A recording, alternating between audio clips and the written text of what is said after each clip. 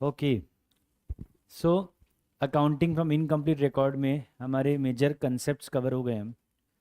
अब क्या है ना, इन्फॉर्मेशन देने के डिफरेंट डिफरेंट तरीके भी हो सकते हैं, राइट। कोई पर्टिकुलर एडजस्टमेंट देने के डिफरेंट डिफरेंट तरीके हो सकते हैं, जो हमको अब कवर करने हैं रिमेनिंग क्वेश्चंस में प्रैक्टिस करके। So a lot of practice is required so that हमारा स्पीड और कॉन्फिडेंस सब तरह की वैरायटी कवर हो जाए, स्पीड बने, कॉन्फिडेंस बने। Is that okay? Therefore we are going to spend few more lectures including today's practicing more type of questions from this chapter. अब नया कंसेप्ट सिखाने को कुछ भी नहीं है, and mostly second type of question he practice होगा, जिसके अंदर हमको ट्रेडिंग पीएनएल बैलेंस शीट पूरा बनाना होता है और रिक्वायर्ड वर्किंग नोट्स बनाने होते हैं। ओके, सो देखो, सबसे पहले क्या new type of information is given. हमें ऐसा दिया है कि debtors are allowed 1.5 months credit. Debtors are allowed 1.5 months credit. It can also be given that debtor's velocity is 8 times.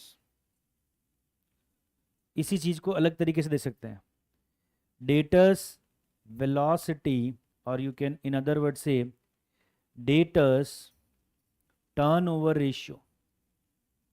Debtor's turnover ratio is 8 times. Debtor's velocity is 8 times. That means debtor के साथ हमारा rotation 8 बार हुआ है। Rotation कितनी बार हुआ है? 8 बार rotation हुआ है। What does it specifically mean? See, मतलब हम उधार पे माल बेचते हैं, पैसे कलेक्ट करते हैं, उधार पे माल बेचते हैं, पैसे कलेक्ट करते हैं, उधार पे माल बेचते हैं, पैसे कलेक्ट करते हैं। ये रोटेशन साल में कितने हो रहे हैं?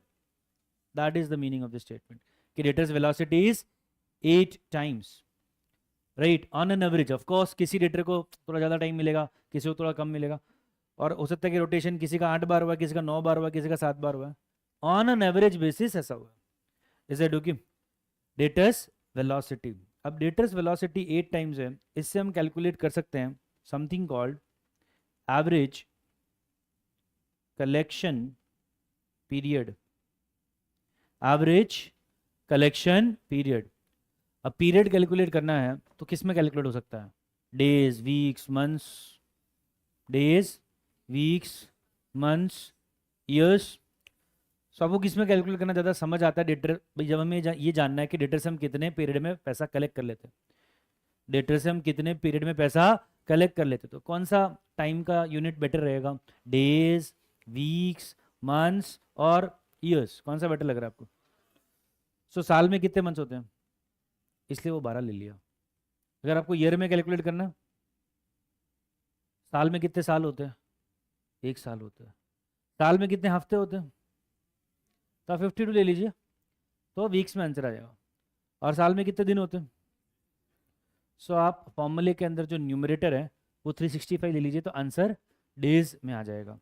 डिवाइड बाई डेटर्स वेलोसिटी और debtor turnover ratio. So in this case 12 अगर लें मंथ्स में कैलकुलेट करने के लिए, किस में कैलकुलेट करने के लिए? मंथ्स में कैलकुलेट करने के लिए अगर हम 12 लें, राइट, और डेटर्स वेलोसिटी कितना है? 8 टाइम्स, तो कितना है वो? यही बात हमें इस क्वेश्चन में बहुत डायरेक्टली दी हुई है। क्या दिया है? Debtors are allowed 1.5 months credit. Debtors are allowed 1.5 months credit. So इस बात का मतलब क्या समझ आया सबको? और यही बात आपको घुमा के कैसे दे सकते हैं, और घुमा के कैसे दे सकते हैं? इंस्टेड ऑफ गिविंग डायरेक्टली कि 1.5 months का क्रेडिट हम देते हैं, वो मैं ऐसा टर्म यूज करके दे सकता है कि average collection period is 1.5 months, और एल्स वो हमको ये दे सकते हैं कि डेटर्स वेलोसिटी इज 8 टाइम्स, या फिर लैंग्वेज बदल के क्या दे सकते हैं कि debtor turnover ratio is 8 times. So these are the many ways this particular information can be given to as an exam. Everybody clear? हाँ जी, everybody clear, right? Okay, so 1.5 months credit period का मतलब क्या हुआ कि जिसको हम 1 अप्रैल को बेचते हैं उसका पैसा हमको आ जाता है 1.5 months के बाद, यानी 16th में। जिसको हम 2 अप्रैल को बेचते हैं उसका पैसा कब आ जाता है? 17 में। ठीक है, 3 अप्रैल वाले का पैसा कब आ जाता है? 18 में। ऐसे करते करते करते बताओ 1 फेब वाले का पैसा कब आ जाएगा? 1.5 मंथ्स गिनो ना बेटा। 16 मार्च। 2 फेब वाले का सो 14 फेब वाले तक का।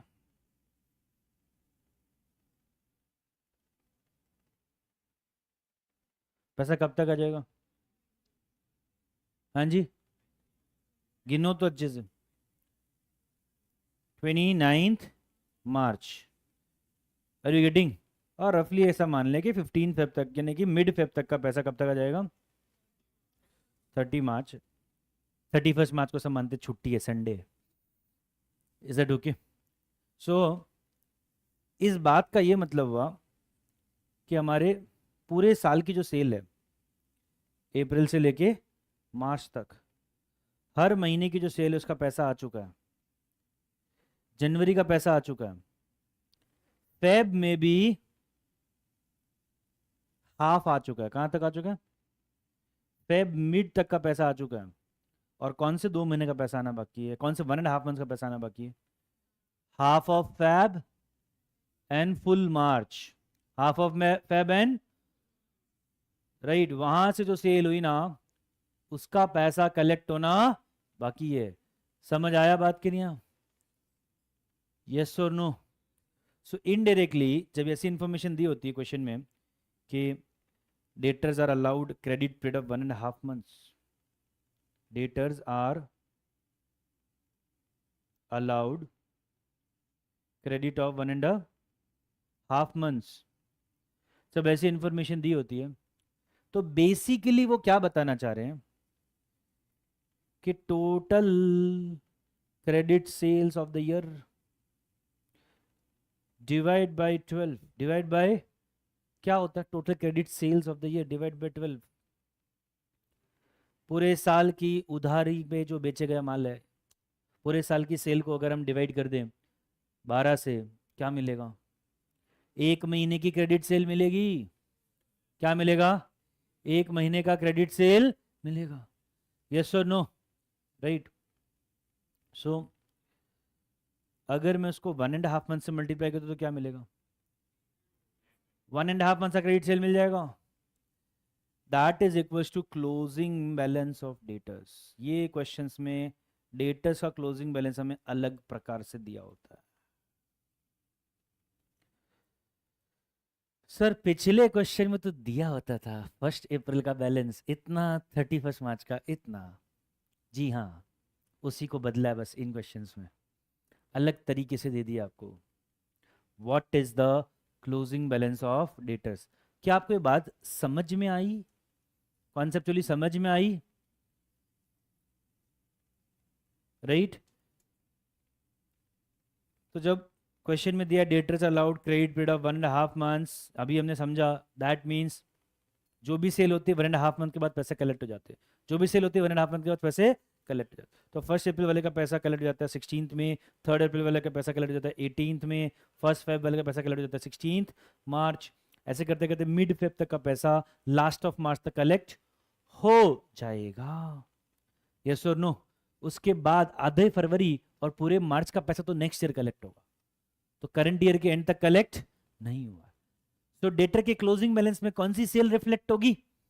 मिड फेब, मतलब हाफ फेब एंड पूरा मार्च, हाफ फेब एंड पूरा मार्च। तो मैं वही तो बता रहा हूं कि closing balance of debtors is equals to total credit sales divide by 12 multiply by जो हमें क्वेश्चन में दिया होता है क्रेडिट पीरियड। क्या दिया होता है?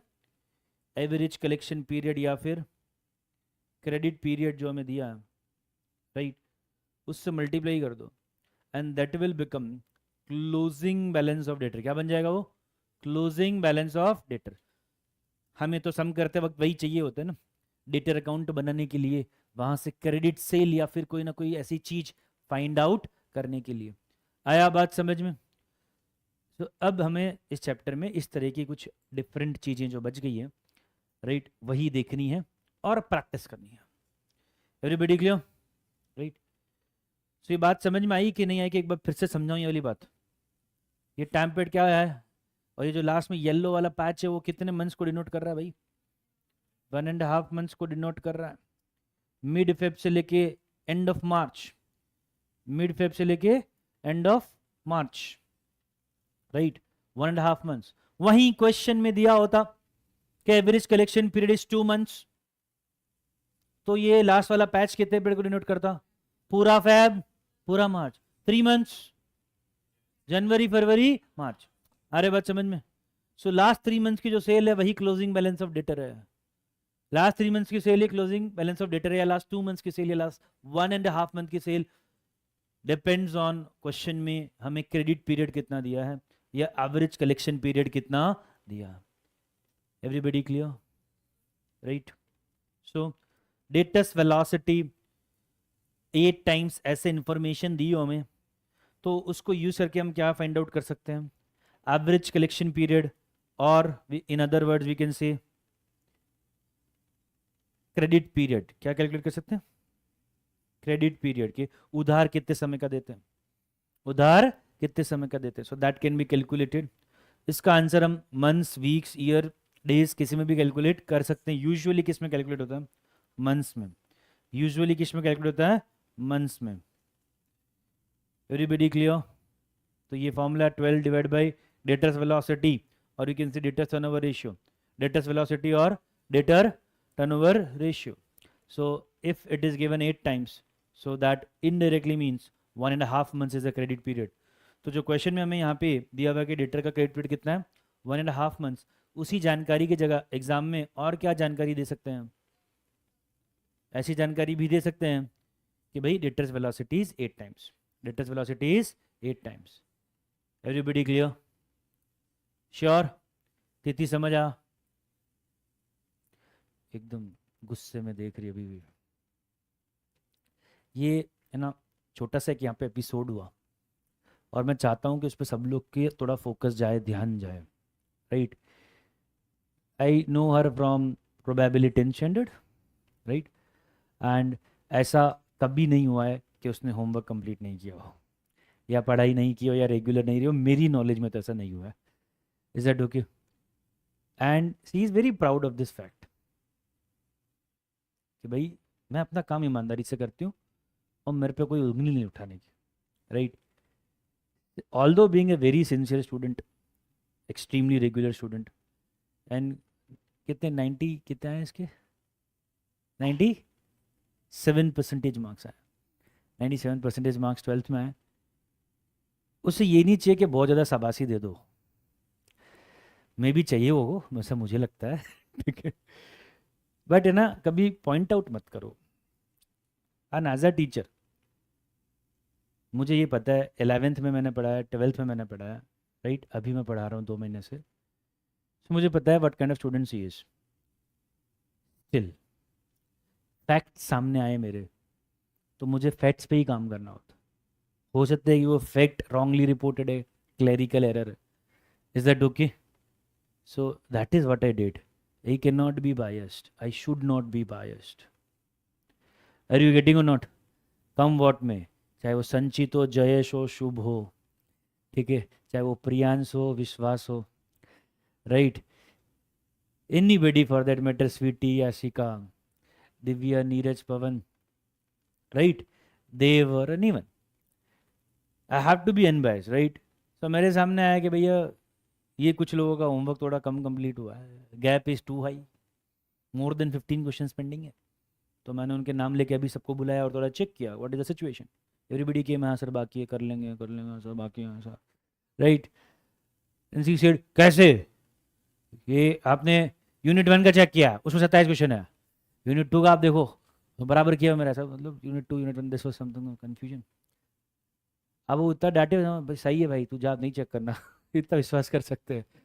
एंड वहाँ जाके बैठ के भी वो थोड़ा सा उसका चल रहा है, होता ना कि थोड़ा सा, सारी गर्मी पूरी निकली नहीं तो नहीं, अभी भी धीरे धीरे डिसपिएट हो रही है, right. And this is the attitude as a student which confirms me कि इसका करियर फ्यूचर में बहुत अच्छा है. Superb career she is going to have. There is no doubt about it. She cares about her own work, right, and she don't like people to point fingers at her work. उस हिसाब से पहले से काम करते हैं. तो जिस पर्सन का ऐसा एटीट्यूड है तो कौन रोकेगा आज के ज़माने में जहाँ पे सब लेजी कॉर्नर कट्स करने के अंदर लगे हैं, right. I don't know what is the truth, but allegations तो अभी वो क्रैश के बारे में भी ऐसी हो रही है. It is a blame game, we don't know, right. Shifting here and there कि भैया जो प्लेन बनाने वाली कंपनी वही कॉर्नर्स कट कर रही थी बैक इन 2010, कुछ ऐसा हुआ था वैसा हुआ था. सब लोग अपनी अपनी थीरियाँ लगा रहे हैं. And it is a fact that everybody is here today trying to cut corners, trying to get shortcut, right. Just trying to survive, do that much, अच्छा दिखाना, फिल्टर वाली जिंदगी अपनी पूरी की पूरी. और वहाँ पर there is one this personality who really cares about her work. So I'm sharing this thing with you is just to make sure कि आप सब भी देखें. और अगर आपके अंदर ये बात है, राइट, तो आप भी भैया रेस्ट अश्योर्ड रहिए कि you are going to have an amazing career come what may, right. अगर आप में भी ऐसे ही गुण हैं तो you are definitely going to have an amazing career. Rest assured, not just career, in fact I would say your life would also be very good, right. Okay, ये एक बहुत इंपॉर्टेंट चीज़ है आपके अंदर है तो बस इसको कल्टिवेटेड रखिए, इसको ग्रो करिए, नर्चर करिए, इसको प्रिजर्व कीजिए, राइट. और नहीं है तो डेवलप करने की तरफ टारगेट रखिए. This is what we have to try to become, right. Okay, great. वापस आते हैं क्वेश्चन पे. सो हमने ये नई चीज़ क्या थी वो समझी. अब हम देखते हैं कि भाई क्या एग्जैक्टली निकालना है इस क्वेश्चन में. सो हमें क्या कैलकुलेट करना है. This is precisely not a question that comes in exam, right. This is one of the adjustment will come in next question या कमिंग क्वेश्चन. ओके, इतना छोटा हमारा क्वेश्चन तो नहीं होता है चैप्टर के अंदर, वी नो दैट. सो क्या दिया यहाँ पे, calculate credit sales and also calculate total sales of the company. So हमें इंफॉर्मेशन क्या दिया हुआ है, right. So a firm sold 20% of the goods in cash basis and the balance on credit basis. Okay. Now assume that the sales is uniform throughout the year. ये बात है ना हमेशा ज़रूरी होती है इस तरह के एडजस्टमेंट के लिए, और नहीं दी हो तो हम अज्यूम करते हैं. इस बात का मतलब है कि यार सीजन बेस्ड सेल नहीं होती. अब हमारा ऐसा कोई अम्ब्रेला रेनकोट का बिजनेस नहीं है कि रेनी सीजन में ज़्यादा चलता है बाद में कम चलता है, ठीक है. हमारा ऐसा स्वेटर्स या वुलन क्लोथ्स का बिजनेस नहीं है जो विंटर में ज़्यादा चलता है बाकी में कम चलता है. Is that okay. Our season is our product is something that you know is required every day. For example अपने दूध बेचते हैं, पैकेट्स बेचते हैं अमूल के, राइट. तो वो यार पूरे साल ही बिकता है. Is that okay. सो ऐसा कुछ है. तो ये इन्होंने बात क्लियर कर दी कि sale is uniform throughout the year. Sales is uniform, तभी हम ये कर सकते हैं कि यार पूरे साल की सेल को डिवाइड किया और उसे एवरेज एक महीने की सेल मान ली, 1.5 महीने की सेल निकाल ली और माना कि ये 1.5 महीने की सेल वही होगी. क्यों भाई, ऐसा भी तो सकता है कि बीच में दिवाली के टाइम पे सीजन हाई आया, वहाँ पे सेल ज़्यादा हुई और लास्ट में सेल कम हुई. But we are not assuming that, we are always assuming that. तो ये बात लिखी होती क्वेश्चन में, और अगर नहीं लिखी होती और इस तरह का इन्फॉर्मेशन दिया है तो हमें हमेशा माननी होती है, अज्यूम करनी होती है कि sale has happened uniformly throughout the year. Sale has happened uniformly throughout the year. Everybody clear, right. अभी बैलेंस दिया है ईयर के एंड का. अभी मैंने बताया कि अगर हमें टोटल सेल दियो तो हम क्लोजिंग बैलेंस ढूंढ सकते हैं. इस बार क्या दिया है, क्लोजिंग बैलेंस. तो हम क्या ढूंढ सकते हैं, समझे. पहले ईयर स्टैब्लिश करो. क्वेश्चन में ईयर कौन सा, 21-22 है क्या, कि 22-21 है कि 20-21 है. Which is the year, 21-22 is the year, right. और हमें बैलेंस कौन सी तारीख का दिया, 31 मार्च 2021. और हमारा करंट ईयर कौन सा है, 21-22. तो हमें डेटर का कौन सा बैलेंस दिया, ओपनिंग के क्लोजिंग. अरे इन्होंने तो ओपनिंग दे दिया, तो ओपनिंग से तो लास्ट ईयर की सेल मिलेगी. क्या मिलेगी, तो इस ईयर की सेल कैसे लाएंगे. उसके लिए क्या दिया हुआ है? उसके लिए क्या दिया हुआ क्वेश्चन में? A firm sold 20% of the goods on cash basis. अरे एक सेकेंड, इस साल की सेल क्या होगी इसके लिए? हाँ, ग्रोथ रेट दी होनी चाहिए थी। क्या दी होनी चाहिए?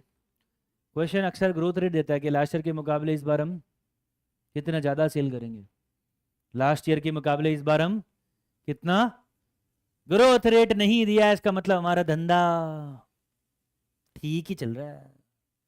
देर is no growth rate, there is 0% growth rate. तो we will now be forced to assume that जितनी लास्ट ईयर की सेल है उतनी ही इस ईयर की सेल, जितनी लास्ट ईयर की सेल है उतनी ही इस ईयर की सेल है। We are forced to assume year that, because question में ग्रोथ रेट नहीं दिया। मुझे लगा 20% ग्रोथ रेट दिया, वापस गौर से पढ़ा तो क्या, तो वो तो कैश सेल का कंपोनेंट दिया। Are you getting?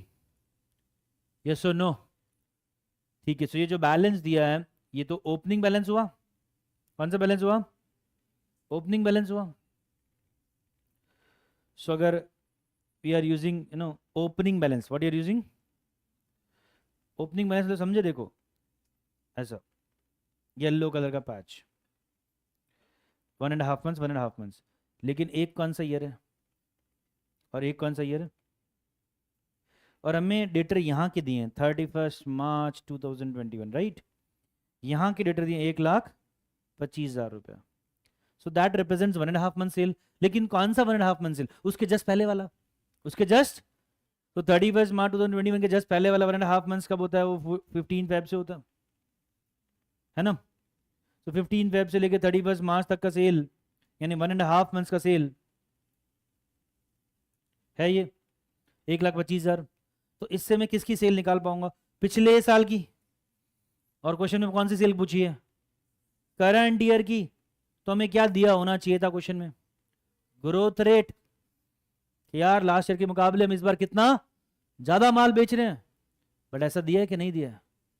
नहीं दिया है, तो मजबूरी में मानना क्या पड़ेगा?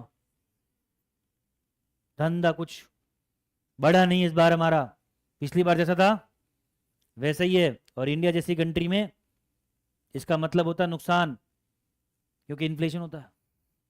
अगर हम उतनी सेल कर रहे हैं तो हमारा प्रॉफिट भी उतना ही होगा। और चीजें तो महंगी हो गई है, घर खर्चा तो महंगा बढ़ गया। दैट मीन्स अपनी हालत खराब ही हुई है थोड़ी। It is not a good sign, but ठीक है, जो है वो है। सो 1.5 मंथ्स का सेल हो जाएगा कितना? 1,25,000।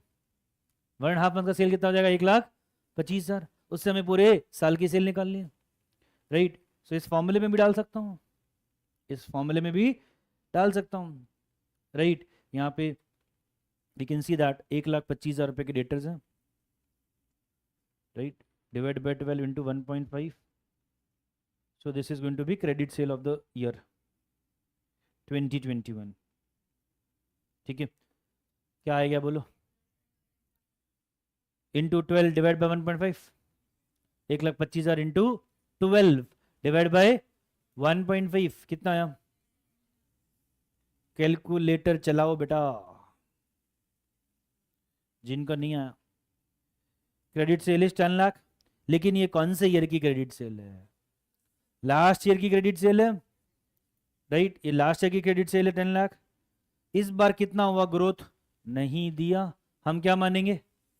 सेम है, 10 लाख की सेल। इस बार भी कितनी सेल होती? 10 लाख, राइट? लास्ट ईयर जितनी सेल है उतनी ही क्रेडिट सेल इस बार भी है। अब हमें तो टोटल सेल्स निकालनी है। क्या निकालनी है? Total sales. टोटल सेल्स क्या होती है भाई? Total sale is cash sales plus credit sale, right? Cash sales plus credit sales. और अभी हमने निकाल लिया क्रेडिट सेल ही 10 lakh, credit sale is 10 lakh. और टोटल सेल्स अगर एक्स है तो कैश सेल उसका 20% है। क्या उसका? 20%। ऐसा दिया हुआ है ना क्वेश्चन में। Firm sold 20% of the goods on cash basis, है ना? सो टोटल सेल्स अगर मान लेते हैं कि एक्स है तो कैश सेल 0.20 है, तो इससे आप एक्स निकाल सकते हो। कितना है बेटा? 12,50,000। ठीक है, चेक भी कर लो, उसका 20% कितना आता है, 2.5 lakh, 2.5। Okay, and that is cash sale, remaining is credit sale. तो क्वेश्चन में जो इन्फॉर्मेशन चाहिए थी हमने निकाल ली। Calculate credit sale which is 10 lakh, total sales which is 12,50,000। yes or no? Absolutely clear. And we made an assumption here that last year का cell और इस बार का सेल जीरो ग्रोथ रेट पे है। किस पे? Zero growth rate. तो एक एडजस्टमेंट था, इसको मैंने बहुत टाइम लेके डिस्कस किया बिकॉज ये बहुत क्रूशियल है, एंड बाकी सब तो बहुत इजी है। नेक्स्ट क्वेश्चन करते भी पूरा का पूरा सॉल्व वही जो हमने सीखा वही इस तरीके से करना है, बहुत इजीली हो जाएगा। मेन एडजस्टमेंट ये सीखना था। समझ आया क्या आपको? एकदम अच्छे समझ में आ गया। काम की बातें आपने नोट भी कर लिए, नोट भी कर लिए, राइट? चलो great.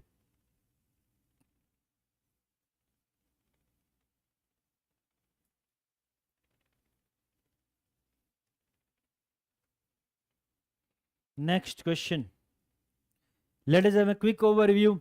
Wow sir, Saif Ali Khan क्यों बन गए आप? बैलेंस शीट दी है, एक वर्किंग नोट कम बनाना है, खुशी तो होगी ना थोड़ी, राइट? ओपनिंग बैलेंस शीट बनाने की जरूरत नहीं है क्योंकि वो बना के दी हुई है, और कैपिटल भी पता है अब हमको, ठीक है? एंड सर्टेन ओपनिंग बैलेंसेस भी मिल गए, ओपनिंग बैलेंसेस भी मिल गए। फिर क्या दिया? कुछ अदर इंफॉर्मेशन, और फिर क्या दिया? कैश ट्रांजेक्शन, और फिर क्या दिया? कुछ क्लोजिंग बैलेंसेस, कुछ क्लोजिंग बैलेंसेस, और फिर एक दुखद घटना, हमारे मुनीम जी रोकड़े के साथ लापता हैं। सो आफ्टर लापता लेडी सक्सेस वी हैव लापता मुनीम जी with the available cash balance. आप समझते हैं ना एब्सकॉन्डेड वर्ड का मतलब क्या होता है? लापता इज अ डोगी, मिसिंग, गायब। ओके ओके, फरार सभी बोल सकते हैं, ठीक है?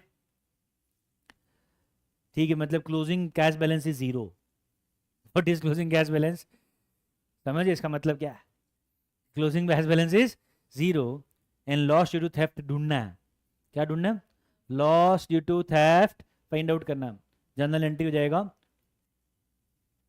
Loss due to theft account debit to cash, loss due to theft account debit to cash, ये जनरल एंट्री हो जाएगा।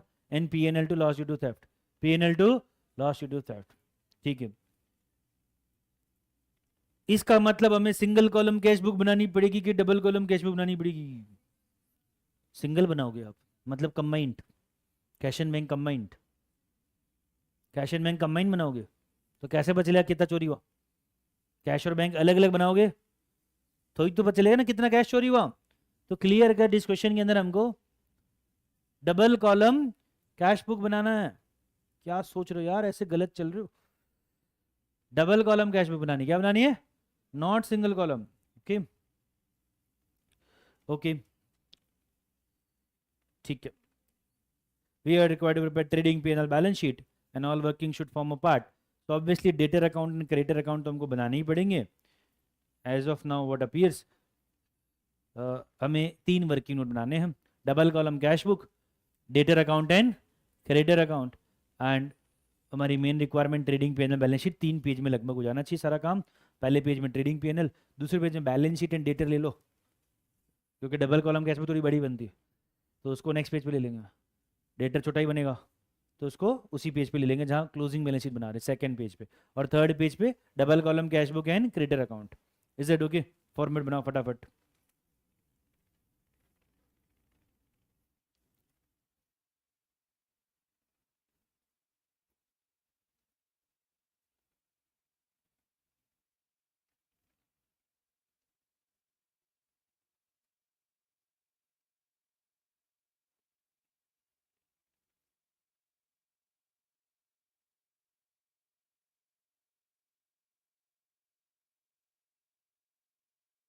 Okay,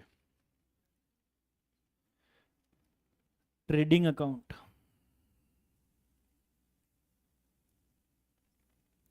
profit and loss account,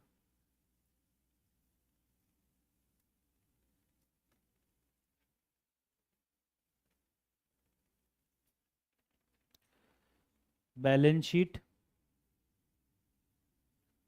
working note number 1, total debtor account,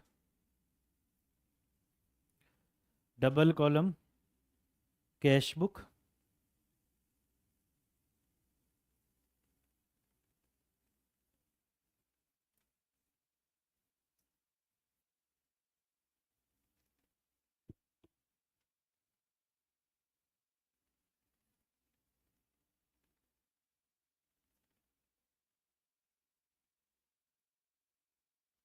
and total creditor account. Okay,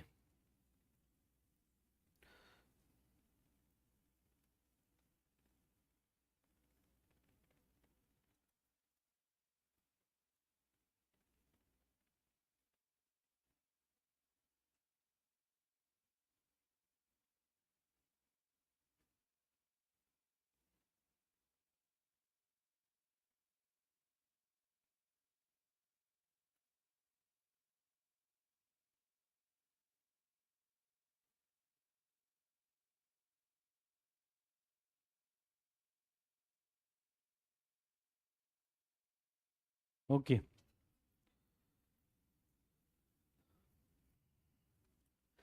readymade garments का इनका business है। Books of account 31 मार्च को close करते हैं। Great.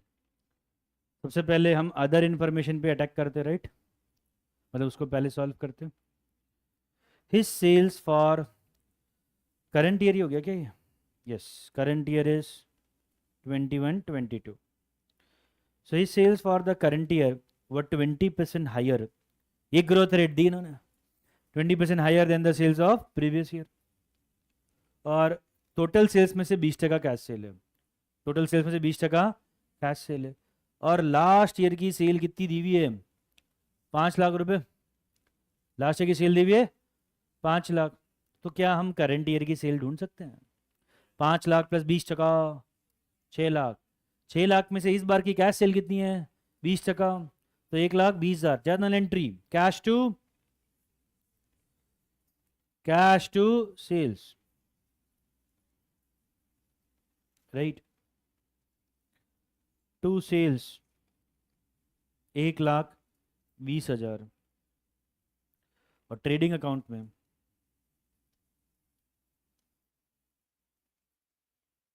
Sales, cash and credit, ये 1,20,000, टोटल 6 लाख। टोटल 6 लाख कैसा है? पिछले साल की सेल 5 लाख, उसमें 20% बढ़ोतरी, ग्रोथ रेट क्वेश्चन में गिवन है, राइट।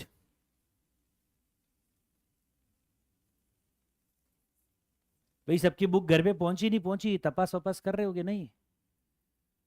बोलो उनको बुक भेजे। पैसे लगा दिया आपने, बुक की परवाह ही नहीं है। रजिस्ट्रेशन चार्ज के अंदर बुक के भी पैसे होते हैं। डिमांड करो यार। Okay, yes, what is the credit sale? 4,80,000। उसका एंट्री क्या होएगा? Debtor to sales.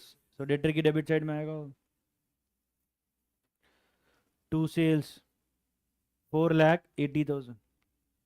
डेटर की डेबिट साइड, सेल्स की क्रेडिट साइड, सेल्स फिर क्लोज होता है ट्रेडिंग अकाउंट में। कैश की डेबिट साइड, सेल्स की क्रेडिट साइड, सेल्स क्लोज होता है ट्रेडिंग अकाउंट में। Done, okay. All the effects have been given in point number 1, right? Point number 2, payments for all purchases were made by check.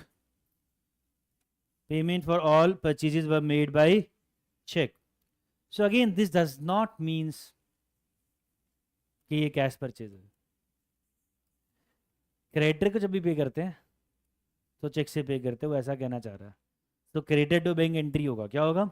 Creditor to bank. आप चाहो तो box बना के रख सकते, क्रेडिट अकाउंट में डेबिट साइड पे। टू बैंक कितना अभी नहीं पता, बैंक की क्रेडिट साइड पे बाय क्रेडिटर्स, बैंक कॉलम में बॉक्स अभी नहीं पता कितना। ऐसा हमारे ना प्रीवियस क्लास में भी एक क्वेश्चन के अंदर ऐसा हुआ था, हमें लगा था सप्लायर को सप्लाईज के लिए पे किया तो कैश परचेज, बट क्वेश्चन ऊपर लिखा था ऑल परचेज व क्रेडिट परचेज, तो हमें रिलीज हुआ, कह रही नहीं वो क्रेडिटर को पे किया, क्रेडिट टू कैश था। यस और नो? सो वैसे ही ये इन्फॉर्मेशन हुआ सिमिलर लाइंस पे। Next, goods were sold for cash and credit both. उल्लू का पट्टा, तो ऊपर पता है हमको 20% कैश सेल का मतलब क्या है, 80% क्रेडिट सेल है, वो ऑलरेडी पता चल गया। वही बात हमको वापस बता रहा है, duplication of efforts. Credit customer यानी डेटर हमेशा किससे पे करता है, चेक से पे करता है। हाँ तो ठीक है, इसकी भी एंट्री करके छोड़ देते हैं, bank to debtor, bank to debtor, ठीक है। Bank to debtor box, amount बाद में भर देंगे।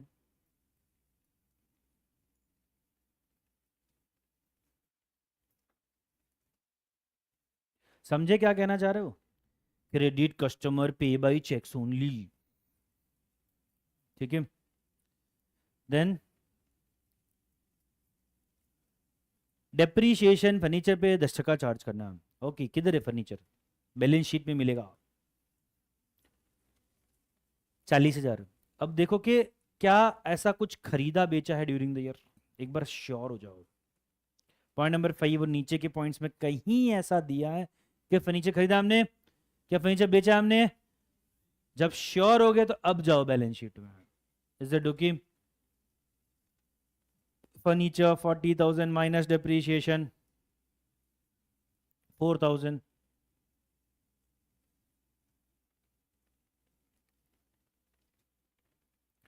डेप्रीशिएशन प्रॉफिट लॉस अकाउंट में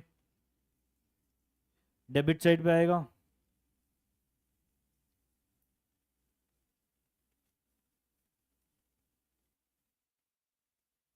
क्लियर एवरीबॉडी? फिर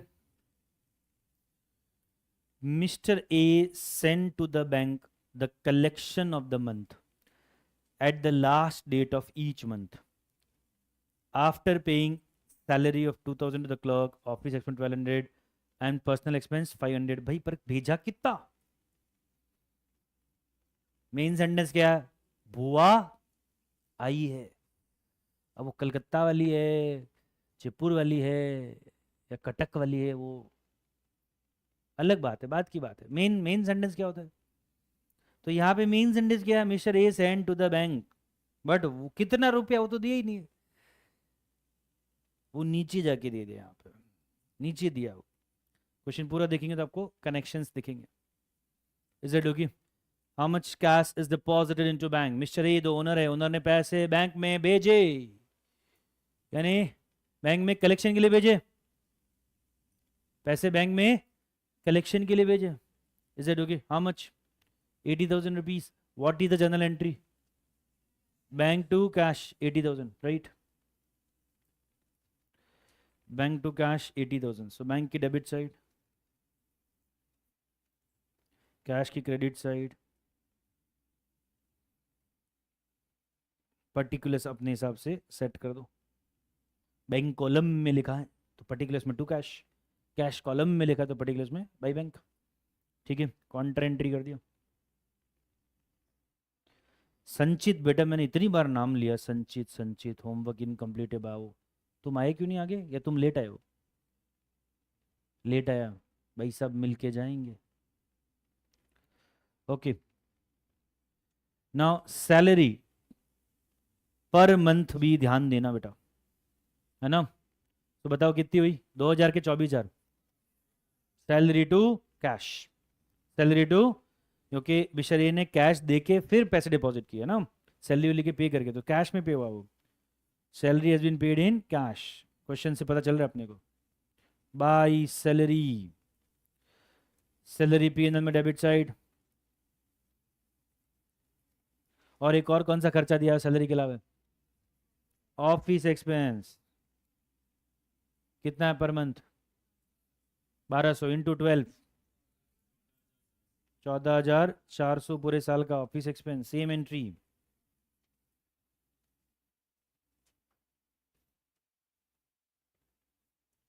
ठीक है।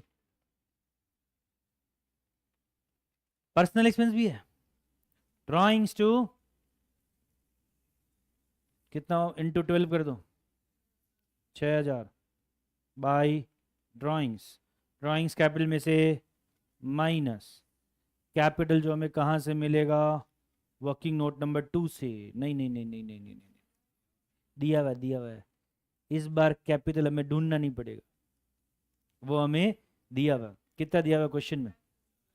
क्वेश्चन में बैलेंस शीट 4,04,000, 4,04,000 माइनस ड्राइंग्स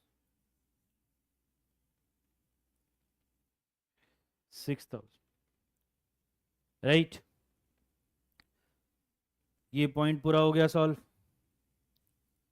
फिर पेमेंट टू क्रिएटर, अरे मिल गया। राइट, अभी जो दिया हमने बॉक्स बनाया था।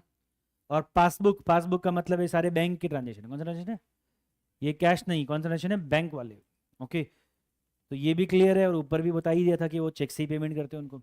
सो credit to bank, credit to bank 3,00,000 रुपए ये रहा। बॉक्स में डाल दी वैल्यू। ये बॉक्स की अब कोई ज़रूरत नहीं है। क्रेडिट टू बैंक 3,00,000 रुपए, इस बॉक्स की अब कोई ज़रूरत नहीं है। राइट, उसके अलावा payment of rent up to 31 March, मतलब कुछ भी बाकी, there is no outstanding rent. ये रेंट जहां हो रहा है 31 मार्च वहां तक का रेंट पे कर दिया। So rent to bank, rent to bank 16,000।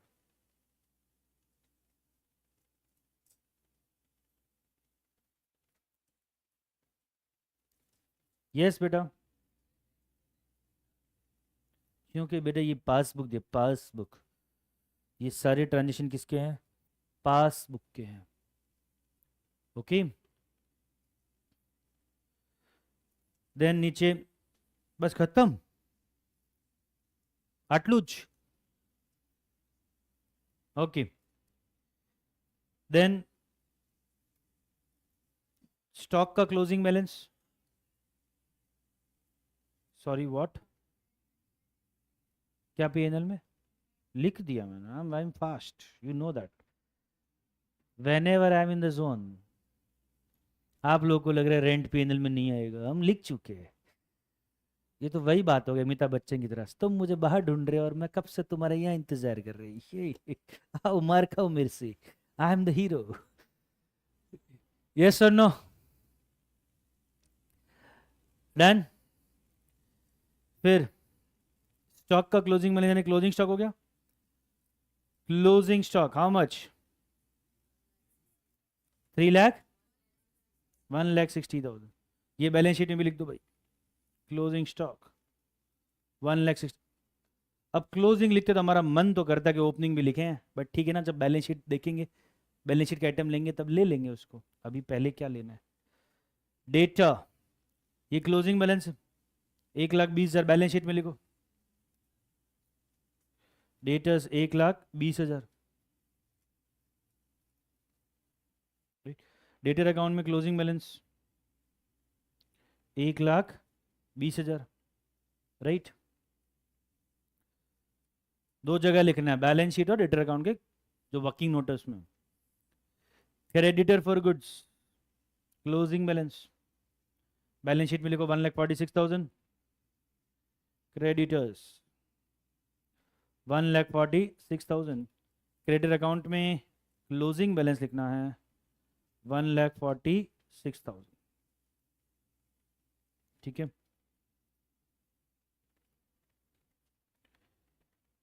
फिर वो कैश लेके भाग गया, उसका भी बॉक्स बना देते।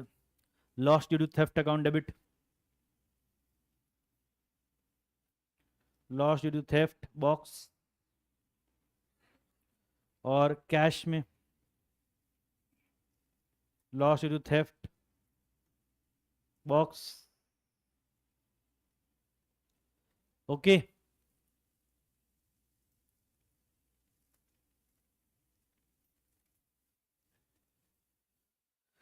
ये भी हो गया।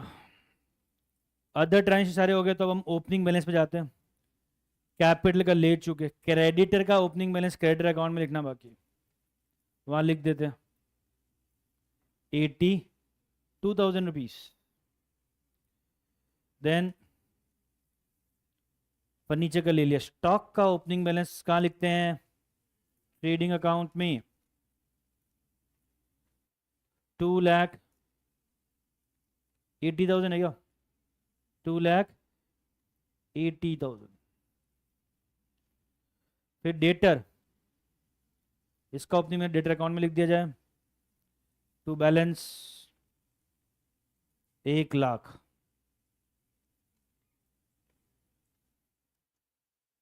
ठीक है। कैश बैलेंस, बैंक बैलेंस, वो डबल कॉलम कैश बुक में लिख देते हैं 28 एंड 38। 28 एंड 38।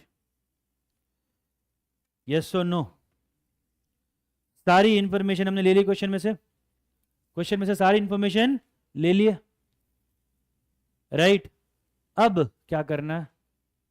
अब वो हर सम में कुछ अलग करना होता है, कैसे पिक्चर्स को पहले क्लोज करेंगे। तो कोशिश तो हम कहाँ से करते, सबसे लास्ट वाले से शुरू करते। हो रहा है क्या वो क्लोज? सर बिंदास हो रहा है। क्या मिल जाएगा? Credit purchase, balancing figure here is credit purchase of goods. So 446 minus 82 becomes 3,64,000। तो ये मिल गया हमको परचेज, और यही टोटल परचेज है बेसिकली 3,64,000, क्योंकि कैश परचेज अलग से नहीं दिया हुआ। पूरा सम कर चुके हैं, कैश परचेज अलग से नहीं दिया है, तो क्रेडिट परचेज ही टोटल परचेज है जो आया वर्किंग नोट नंबर 3 से। वर्किंग नोट नंबर 3 से हमको ये मिला क्रेडिट परचेज 364। अब डबल कॉलम कैश बुक में कैश वाले पे नजर करें तो मिल जाएगा loss due to theft, because we know that closing cash balance is 0। Closing cash balance has to be nil, क्योंकि वो लापता कौन है यहाँ पे? मुनीम जी रोकड़ा लेके भागे हैं, तो closing cash balance is how much? 0। जो भी था सब लेके भागे, ना अठन्नी छोड़ी ना चवन्नी। ओके, सो कैश कॉलम का टोटल करके मिल तो जाएगा 148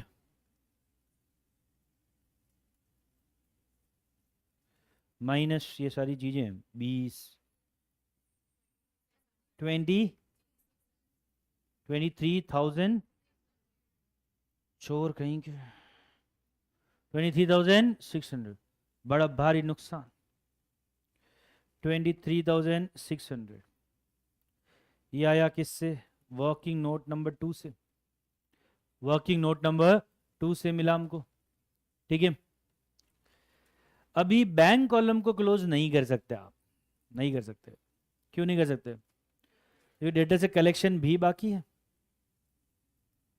क्लोजिंग बैलेंस भी बाकी है, दोनों चीजें बाकी है। तो अभी इस स्टेज पे ये क्लोज नहीं होगा, तो फिर किस पे जाते हैं अपने?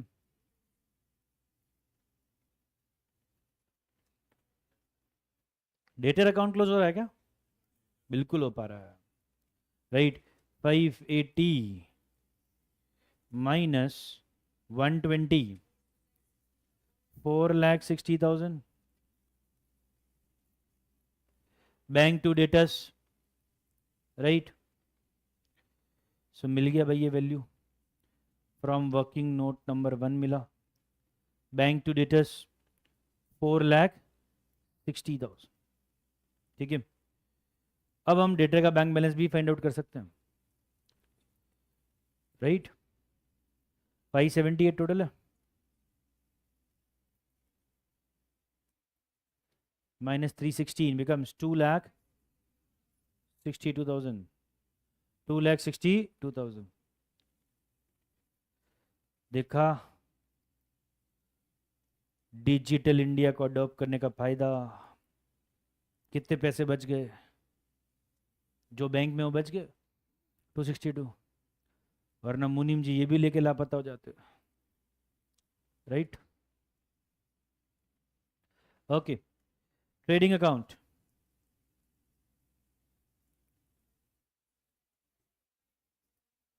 ग्रॉस प्रॉफिट मिलेगा इससे 1,16,000. So gross profit is 1,16,000. Net profit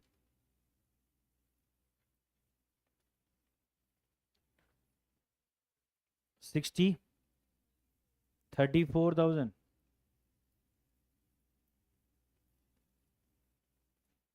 34,000 net profit जोड़ो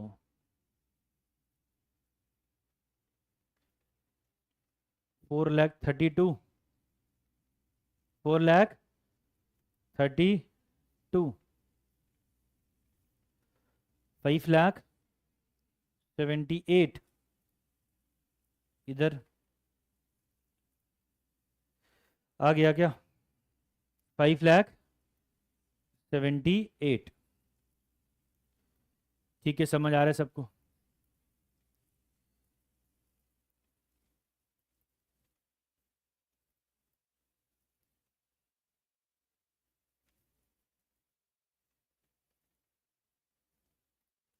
मिस्टर ए का फाइनल अकाउंट फॉर 21-22 हो गया इजीली सॉल्व. राइट, ये क्वेश्चन होमवर्क दिया जा सकता था. इसमें तो फर्स्ट वाला पॉइंट का कनेक्शन भी नहीं आया इनफैक्ट. राइट, और ये 10 मार्क कैटेगरी मेरी समझ में है. ठीक है, वो हमने इलस्ट्रेशन 10 किया था एक, क्या वो अनूप जलोटा वाला था क्या? हाँ, मिस्टर अनूप. ये 20 मार्क कैटेगरी का क्वेश्चन था. ठीक है, इससे जस्ट पहले क्वेश्चन किया था हमने Manoj Vajpayee. Right, so that was a 15 mark category question. इसके पहले ये आदि मानव आदि एडम जी, इनका सम किया था, ये 10 मार्क कैटेगरी क्वेश्चन था. आप समझ रहे हो? Simple trading panel balance sheet 3 working note 10 marks. ठीक है, 5 to 6 working note 15 marks. But 5 to 6 working note and everybody very lengthy, cash book भी बड़ी, पीएनएल भी बड़ा, सब कुछ बड़ा, तो दैट बिकम्स 20 मार्क्स. राइट, आया अच्छे से समझ में? Right, okay. Let us solve one more question, we have time. Right, can you give me an idea about the time please? बहुत है. ठीक है, हाफ एन आवर का टाइम है, तो मैं एक दो बातें कर लेता हूँ, फिर करते हैं. पढ़ते पढ़ते बोर हो जाते हैं. Right, let's come out of the zone. See this year 2025 looks like have something very special about it. It was the first time that RCB won in 18 years. And it looks like at Lords today, South Africa will win first ICC trophy in maybe what, I don't know, so many years. Right? It looks like many firsts this year. Right? First time Swastik had a result where out of the top 10 position in Commerce 12 CBSE, we occupied 9 of them. Right? First, third, sub. also it was the first time that we went deep and हमने strike किया exact precise terrorist locations पे, deep into Pakistan, not just PoK, highly successful, very acclaimed operation Sindoor. I don't see any reason why in your life, probably if you are those kind of a person जिसने आज तक कोई बहुत बड़ी achievement नहीं की है और आप पिछले 2 महीने से मेहनत कर रहे हो, so I don't see any reason why you will not be there in the top 5 of Surat or maybe Gujarat. I don't see any reason that something amazing and wonderful is not going to come in your life if you keep putting efforts. Because this is one of those kind of years. Yes or no? Keep putting efforts regularly with a self-belief. Everything is possible. Everything is possible. Anil Kapoor बहुत ऐसा करते हैं. अनिल कपूर जब भी shooting पे होता है ना, कोई जूनियर आर्टिस्ट उनसे बात करता है कि यार ये डायलॉग मैं ऐसे डिलीवर करूँ तो कैसा रहेगा, ये वो, and he will say good, marvellous, fantastic, ज़बरदस्त. एंड वो जो जूनियर आर्टिस्ट है बेचारा नजरें नीचे करके बात कर रहा है, फिर वो सामने देखता है कि आईने में खुद से बात कर रहे हैं वो. Anil Kapoor is talking to himself, he is not heard what he is saying to you, because वो अपने परफॉर्मेंस के बारे में ही देता है, राइट. वो always I am the best, I am the best. He literally does that after every important monologue, dialogue और shoot. Actual जब काम कर रहे होते हैं, he comes to the set ना, he will talk to everybody, बराबर लग रहा है ना मैं, अच्छा लग रहा है ना मैं, अच्छा लग रहा है, अच्छा लग रहा है कि नहीं लग रहा है, राइट. ये सेल्फ मैनिफेस्टेशन टेक्निक्स है. क्या है ये? Making sure that you have done things nicely, correctly, right. अच्छा शॉट मिल भी जाते तो बोलते एक और लेते ना, एक और लेते, एक और लेते. He will go to the monitor and see बराबर आया, बराबर. इनफैक्ट दूसरे कलाकारों को दिखाते, देखो मेरा शॉट देखो. बोले देख ले यार अभी, ठीक है हम अपना ही नहीं देखते, तुम्हारा क्या देखे. नहीं टेक 2 भी देखो. टेक 2 क्यों देखे हम? आई मीन यार कई बार तो 10-10 टेक होते हैं, सारे बैठ के देखे हम, right. So that kind of self belief, focus on doing good things is legendary. You can C 90s में जो लोग मूवी देखते थे, अनिल कपूर की मूवीज देखी. जो 2000 मूवीज देखते थे, राइट, मतलब अनिल कपूर की मूवियाँ देखी है. जो 2010 में मूवी देखते थे उन्होंने देखी, जो आप लोगों ने भी अनिल कपूर की मूवियाँ देखी होगी या वेब सीरीज देखा होगा, night watchman and what not. क्या था, नाइट मैनेजर, सॉरी, चकास, राइट. सबको स्टाइल पता है ये अनिल कपूर साहब की क्या है. ऐसे लेजेंडरी करियर्स तभी बन पाते जब हम वो चीज़ खुद के बारे में मैनिफेस्ट करना सीखते हैं. Is it okay?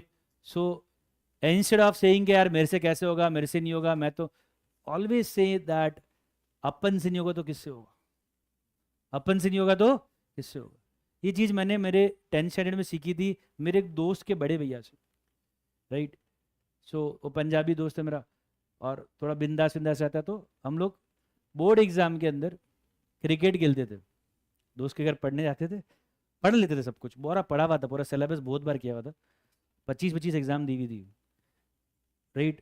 जो प्री बोर्ड एग्जाम्स होते हैं ना ऐसे, तो हम लोग क्या पढ़ते थे, तो 3 घंटे का पेपर 2 घंटे में लिख लिया, प्रैक्टिस हो गया, चलो भैया क्रिकेट खेलते थे. उनकी 12th थी, हमारी 10th थी.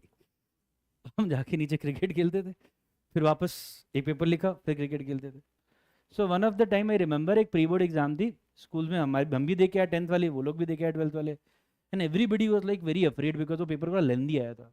एवरीबडी लाइक यार कितना खराब गया, कितना खराब, सीनियर्स लाइक सब खराब खराब गया. तो हम क्रिकेट खेलते वक्त हमने बोला, हाँ भैया रवि भैया कैसा गया आपका? बोले मेरा बहुत झकास, बहुत मस्त, बहुत बढ़िया. हाँ पेपर तो सबका बहुत लेंदी आया था, छूटा सबका, मेरे बाजू वाले भैया का भी छूटा. आप ऐसा क्यों बोल रहे हो, आपका कैसे हो गया? अरे प्रतीक तेरे को देखना चाहिए था, मैं इतना फास्ट लिख रहा था, इतना फास्ट लिख रहा था, पेपर से धुएं निकल रहे थे. I just can not forget this dialogue in my entire life because it give me confidence. अब being a 10th standard teenager I really believe that. Ravi भी इतना फास्ट लिख रहे थे कि पेपर से धुएं निकल रहे थे. हम गुजरात बोर्ड वाले ज़्यादा डाउट नहीं करते, ऐसे ज़्यादा ऐसे होशियारी नहीं लगाते, टेढ़ी खीर ऐसे हम मान लेते हैं, हमें ज़्यादा दुनिया देखी नहीं होती. घर परिवार, गांव गांव घर, वापस सूरत गांव घर, वही हमारी वेकेशन होती है. We are very simple guys, right? So and back then in 2003, so I really thought it is true, and it was very late in my life I realized कि he used to give him confidence. अपने आप को ही confidence था, मेरा खत्म हुआ, मेरा best गया, right? And by doing that, जो आलतू फालतू टॉपर होते थे ना, आलतू फालतू टॉपर बोलूंगा मैं उनको, वो बेचारे इंटीमेट हो जाते थे. ओ माय गॉड, इसका बहुत अच्छा गया, अब मेरा क्या होएगा, ठीक है? एंड जब हम स्पोर्ट्स खेलते हैं और देखते हैं, बहुत क्लोजली ऑब्जर्व करते हैं, तो हमें समझ में आता है सारी टेक्टिक्स होती है यार, माइंड गेम्स होते हैं, एंड ये सब बहुत इंपॉर्टेंट भी होता है. और उल्टा है आज की तारीख में, मैं देखता हूँ तो, I am sharing this incident with you, इतना उल्टा है, इतना उल्टा है.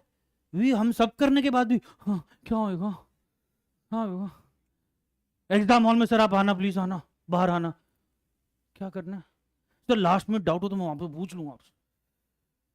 मैं क्या डरपोक आदमी भाई, तू जीवन में क्या ही करेगा फिर तू, right? This is not the way, right? We need to have confidence, we need to have confidence, very important. So have that self belief, keep self manifesting like झकास. जब भी क्वेश्चन खत्म करो, घर पे क्वेश्चन खत्म करो, ऐसे बोलना झकास, अपना कुछ बनाओ जो आपको अच्छा लगे. आई am the best, I am the best, right? Keep doing that, काम करते रहो. घर वाले को भी सोचना चाहिए क्या हो गया यार, ये में कोई कोई कटे चक्कर या में पग पड़ गयो के कोई मारता अगर मैं थोड़ी थोड़ी देर में, ठीक है? ऐसा लगना चाहिए उनको. Is that okay? Yes. Marwari बोला मैंने अभी, समझ आ गया क्या? नॉन मारवाड़ी है उसको क्या बोला मैंने, तो ठीक है, then I don't need to explain. Next question will solve. Question number 3.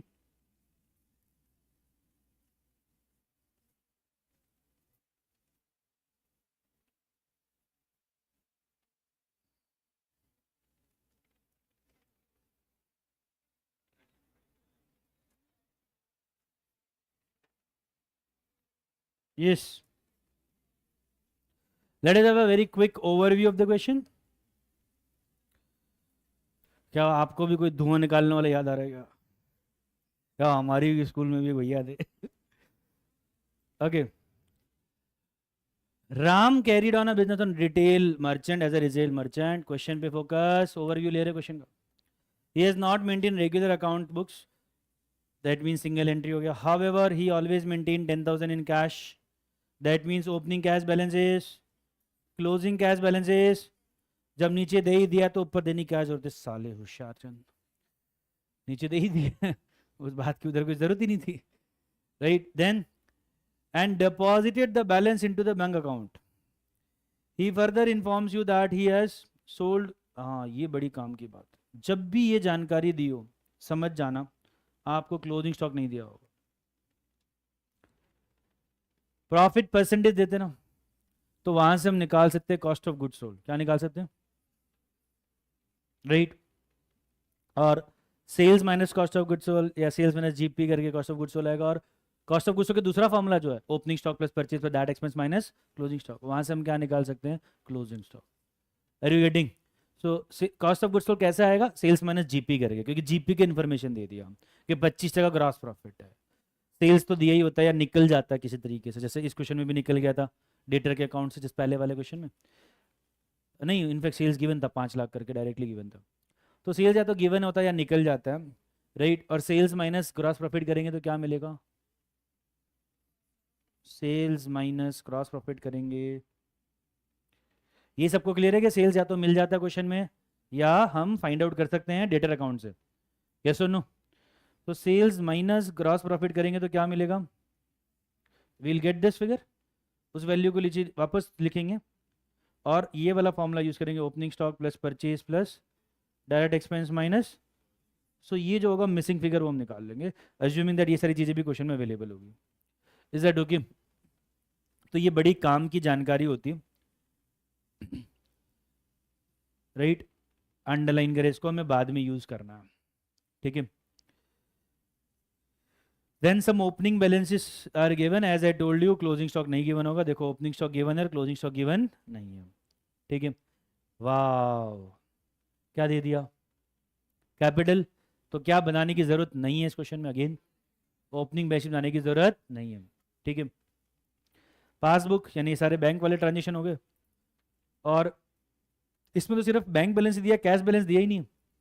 अच्छा वो 10,000 रुपये, कितना वो, हाँ है ना, दिया है यार, 10,000 है। तो डबल कॉलम ही बनेगा, क्या बनेगा, मैं मुझे एक बार के लिए लगा शायद सिंगल कॉलम सिर्फ बैंक कॉलम ही बनेगा, बट ऐसा नहीं है, we will have to prepare both. ठीक है, देन सो ये कैश ट्रांजेक्शन हो गए, some opening balance closing balance हो गया, और नीचे अदर इन्फॉर्मेशन हो गया। And it is very clear कि हमें डेटर अकाउंट क्रेडिटर अकाउंट तो बनाना ही पड़ेगा। ओपनिंग बैलेंस क्लोजिंग बैलेंस दिए, परचेज सेल दिया हुआ नहीं है, तो क्लियरली वही चीज़ मिलेगी लगभग। So we will prepare double column cash book, debtor account creditor account, वही 3 वर्किंग नोट जो पिछले क्वेश्चन में बनाए, and of course trading P and balance sheet जो कि क्वेश्चन की मेन रिक्वायरमेंट है। सेम 3 पेज, सेम सब कुछ, सेम फॉर्मेट के अंदर काम होगा। चलिए,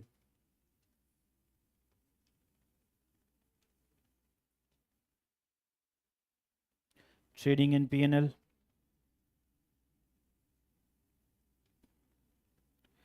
balance sheet and debtor account, and double column cash book and creditor account, right? So trading account, profit and loss account, balance sheet, नीचे total debtor account,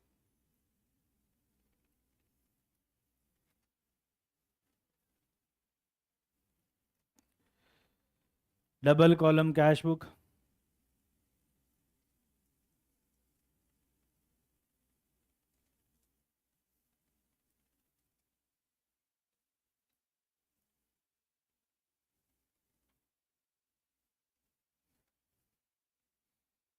and total creditor account.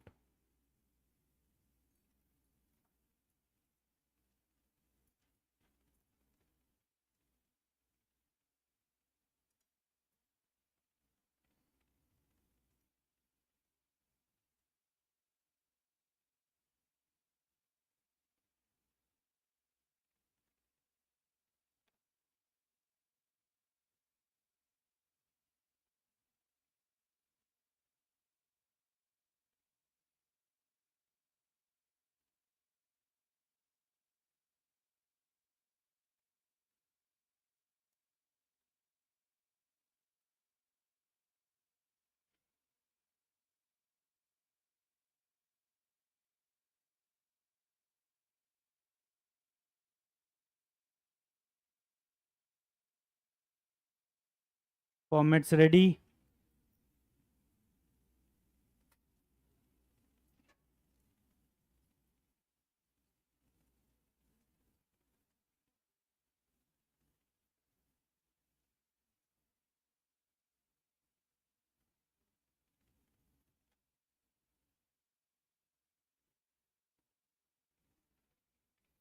Okay. So first of all, we'll attack or solve other information, then cash transactions, then opening balance and closing balance. Yeah, yes. You're the best. Good. He informs you that he paid to creditors for goods in cash. Creditor to cash. Entry होगा creditor to cash 20,000 रुपये।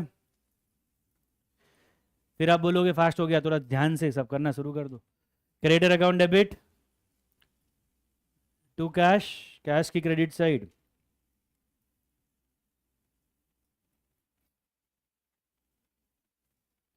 ठीक है। Salaries भी cash में pay किया, salary to cash, PNL में debit side,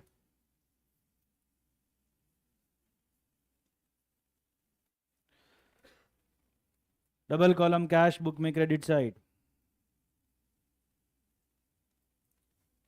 right, salary to cash, personal expense drawing to cash, capital में से माइनस,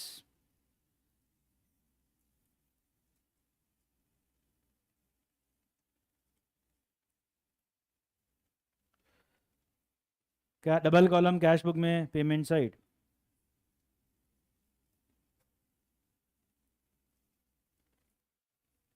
ठीक है।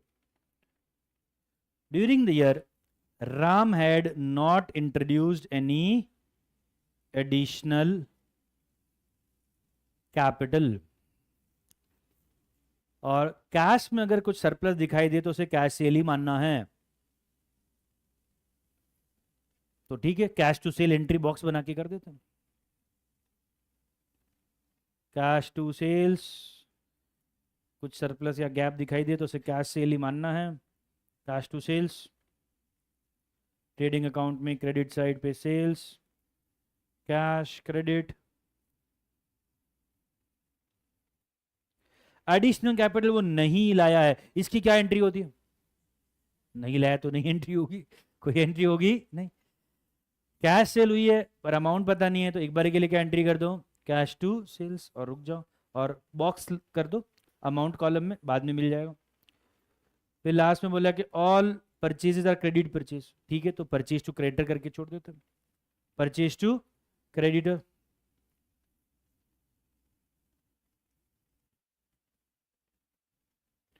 परचेज ट्रेडिंग में डेबिट साइड, क्रेडिटर में credit side purchase,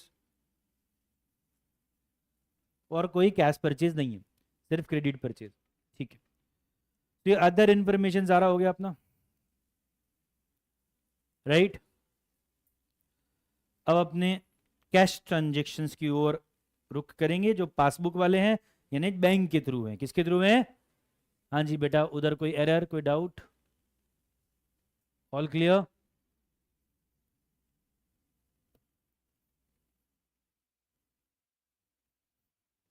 right. Payment to creditor, what is the journal entry? Creditor to bank, creditor to bank 7 lakh रुपए,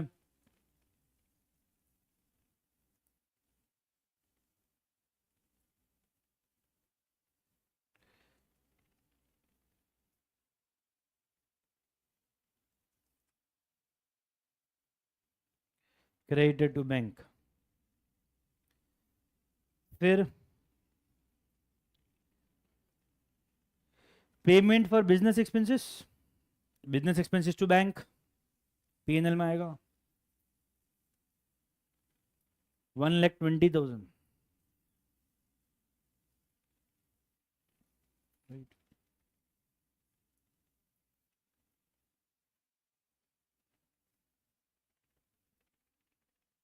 receipt from debtor, bank to debtor, because ये passbook का analysis है। Bank to debtors 750,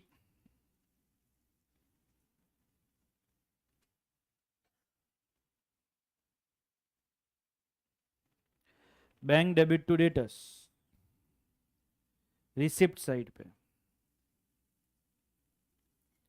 bank account debit to debtors, right, okay.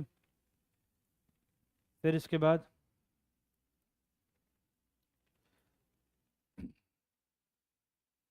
Loan of rupees इतना लिया हमने, तो bank to loan, bank to loan 1,00,000 rupees.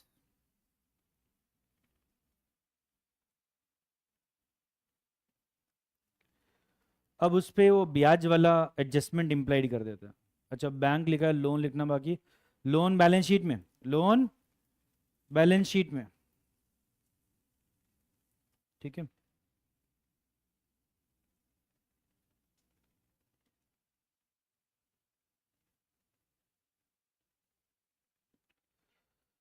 अब इस पे एक इम्प्लाइड एडजस्टमेंट आ गई, सबको इसके बारे में महसूस हो गया होगा किसकी इफेक्ट देनी है अपने को, सबको फील हो गया होगा, राइट। 10%, 10,000, लेकिन 1 अक्टूबर है तो 6 महीना, 6 महीना कितना होता है? 5,000। 5,000 में से कितना दिया है मेंशन्ड नहीं, तो क्या हम ये सब मानने बिजनेस एक्सपेंस में पे कर दिया होगा कि वो अलग है, ये अलग है? ऐसा ही मानना है, अजम्पशन लिख देना कि we have assumed business expense paid does not include interest, business expense paid does not include interest, that is what we have assumed, okay। so interest पे करना बाकी है, इंटरेस्ट पे करना बाकी है, तो आउटस्टैंडिंग इंटरेस्ट के दिखा देंगे। आउटस्टैंडिंग इंटरेस्ट लाइबिलिटी साइड, और पीएनएल में debit side interest expense. Yes और no? Interest account debit to outstanding interest, PNL to interest, PNL के डेबिट साइड और बैलेंस शीट में लाइबिलिटी साइड आउटस्टैंडिंग इंटरेस्ट, ये दो इफेक्ट्स हो गए इसके। Cash deposit into bank 1 lakh रुपए, बैंक में 1 लाख रुपए आए,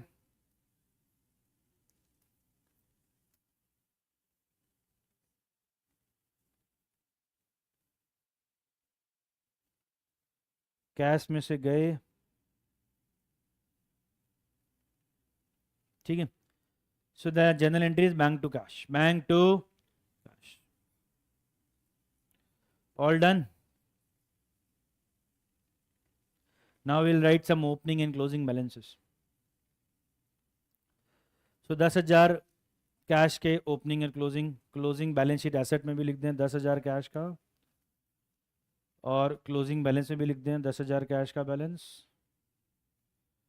अब ओपनिंग बैलेंस कैश का 10,000, सेकेंड इफेक्ट इसका इसलिए नहीं देना बिकॉज ओपनिंग बैलेंस शीट बनानी नहीं है, दी हुई बैलेंस शीट क्वेश्चन में, मतलब कैपिटल बैलेंस गिवन है तो बनाने की जरूरत नहीं है सब, राइट। सो इसलिए 10,000 ओपनिंग वाला एक इफेक्ट ही है, क्लोजिंग वाले के दो इफेक्ट है, कैश बुक में as well as balance sheet में। कैश बुक में as well as balance sheet में लिखना भूल मत जाना, ओके। फिर क्रेडिटर्स 40 एंड 90, क्रेडिटर की opening balance 40,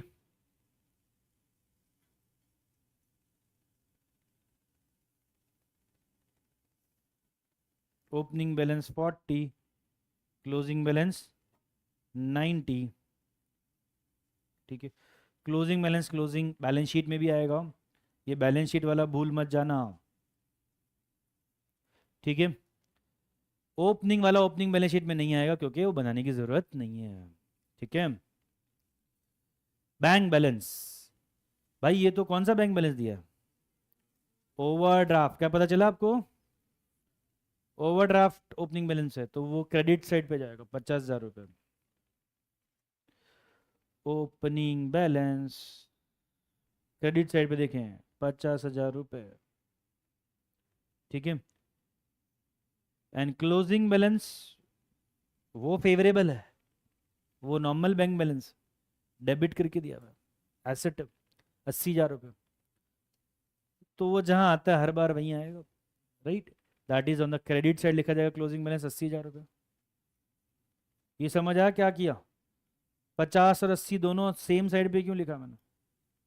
opening balance was overdraft, closing balance is favourable, closing balance is, so both the balance are on the same side, both the balance are on the, और balance sheet में जरूर लिखें bank balance 80,000 रुपये। Data account में लिख देते हैं उसके 1 लाख का ओपनिंग बैलेंस, क्लोजिंग बैलेंस 3,50,000, ये क्लोजिंग बैलेंस बैलेंस शीट में भी लिखना, ठीक है।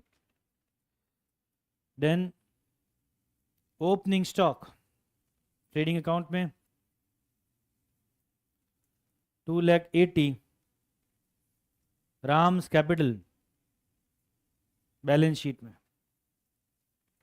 3,00,000, क्लोजिंग स्टॉक हमें फाइंड करना है, राम्स कैपिटल का क्लोजिंग बैलेंस ऑब्वियसली वो तो करते ही हैं,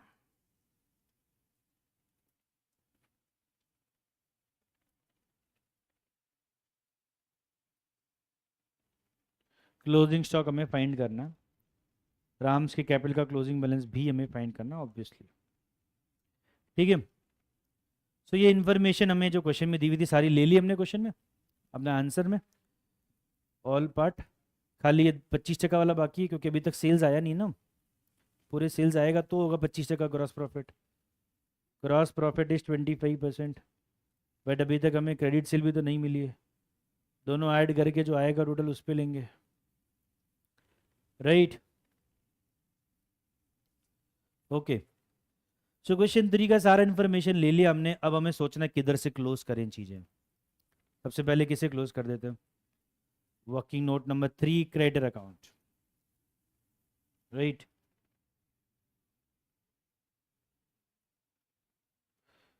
सो क्रेडिटर अकाउंट में क्रेडिट साइड पे गैप है, विच इज क्रेडिट परचेज। क्या है वो? Credit purchase of the current year 8,10,000, तो ये हो गया 7,00,000। क्रेडिट परचेज ये टोटल परचेज थी, क्रेडिट परचेज ये टोटल परचेज थी, मिल गई फ्रॉम वर्किंग नोट नंबर 3। ठीक है, done. Now cash, double column cash book में कैश वाले कॉलम पे फोकस करें तो we will get cash sale, will get, will arrive at the figure of cash sales. वो कैश सेल्स ना, credit sale नहीं, सिर्फ क्या है? Cash sale. So credit side के टोटल 1,00,000, 2,00,000, 2,40,000, 2,50,000, 10,000 गया तो 2,40,000। सो कैश सेल मिल गई हमें 2,40,000 की। ये आया वर्किंग नोट नंबर 2 से। ठीक है,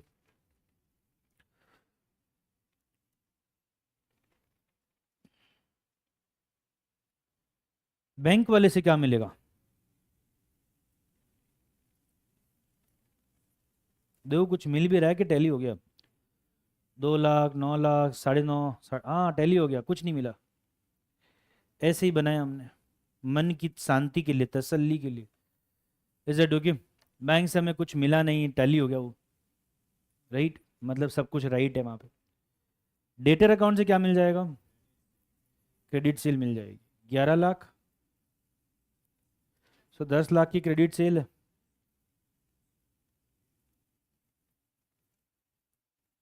ठीक है, क्रेडिट सेल 10,00,000 की जो वर्किंग नोट नंबर 1 से आई, टोटल सेल हो गई 12,40,000। टोटल सेल कितना हो गया?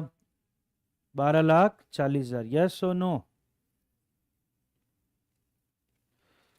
और 12,40,000 से हम ग्रॉस प्रॉफिट निकाल सकते हैं। Gross profit is 25% of sales. Sales is 12,40,000, तो उसका 25% कितना हुआ? 3,10,000। 3,00,000 ग्रॉस प्रॉफिट मिल गया, मिल गया ग्रॉस प्रॉफिट। अब देखो आपको क्लोजिंग स्टॉक मिल जाएगा, बैलेंसिंग फिगर। लेकिन ऐसे लिखना नहीं, इसको दिखाना एग्जाम में ऐसा पड़ेगा आपको, ऐसा दिखा नहीं सकते, दिखाना ऐसे पड़ेगा। COGS is equals to sales minus gross profit. COGS is equals to sales minus gross profit. Sales is equals to 12,40,000. Gross profit is 25% of it, यानी कि 3,10,000. So COGS कितना है? 930. ठीक है, result 1। Then COGS is equals to opening stock plus purchase plus direct expense minus closing stock. So COGS is 930. Opening stock question में दिया, बताओ कितना दिया? क्वेश्चन में दिया ना ओपनिंग स्टॉक 280। परचेज अभी अभी हमें निकाल लिया हमने, परचेज अभी निकाला हमने 770। डायरेक्ट एक्सपेंस 0 मानना पड़ेगा, क्लोजिंग स्टॉक अभी यहां से आ जाएगा। So what is X? X is equals to 10,50 minus 9,30, 1,20,000 आया क्या? सो इस तरीके से आपको क्लोजिंग स्टॉक का कैलकुलेशन करके दिखाना, क्योंकि ट्रेडिंग अकाउंट क्या ना मेन स्टेटमेंट है, उसमें आप ऐसा नहीं सकते कि हम क्लोजिंग स्टॉक बैलेंसिंग फिगर करके निकालें। It is not a working note, it is a main statement. तो आप चाहो तो ये कर सकते हो कि इसकी जगह आप ट्रेडिंग अकाउंट ही एक बार के लिए वर्किंग नोट बना लो, उसको नाम दे दो मेमोरेंडम ट्रेडिंग अकाउंट, क्या नाम दे दो, और उसका बैलेंसिंग फिगर फिर क्लोजिंग स्टॉक के चलेगा, या फिर ये दो फॉर्मूले यूज करो. Is it okay? You can not say your main statement is giving you balancing figures. Is it okay? That has to be gross profit only, nothing else. Okay. So यहाँ पे अब हमने ढूंढ के लाए 1,20,000, जो कि आप में से बहुत लोगों का मन करो सर यहीं आ रहा था, ऐड करके आ रहा है सर, बैलेंस ही फिर वही बन रहा था. आप इतना ज़्यादा प्रेजेंटेशन दे रहे हो. प्रेजेंटेशन की बात है भाई, प्रेजेंटेशन की बात समझते कुछ लोग तो. यस और नो? क्यों जवाहर साहब? Right. Closing stock is 12 lakh. 1360. Gross profit is 3,10,000.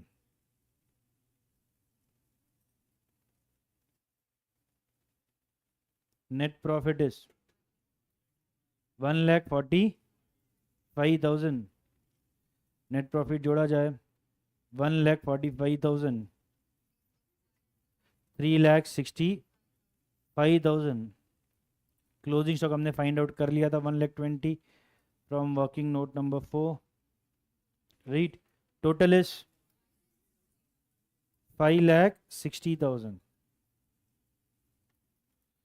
सो जब भी हमें क्वेश्चन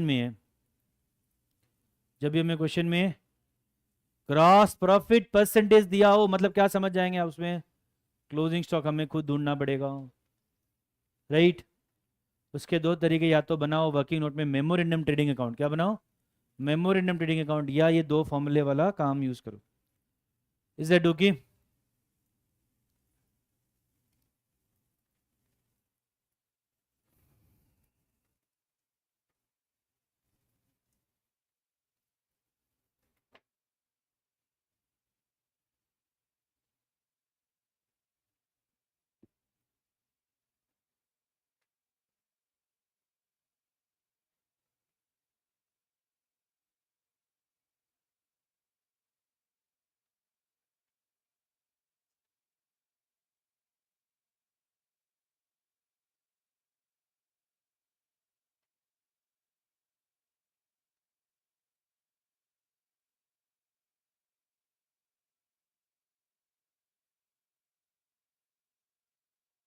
ओके. 19 दक्ष जैन. 134 रौनक चमारिया. 134 कौन है भाई? देन 45 हर्ष अचनानी. 170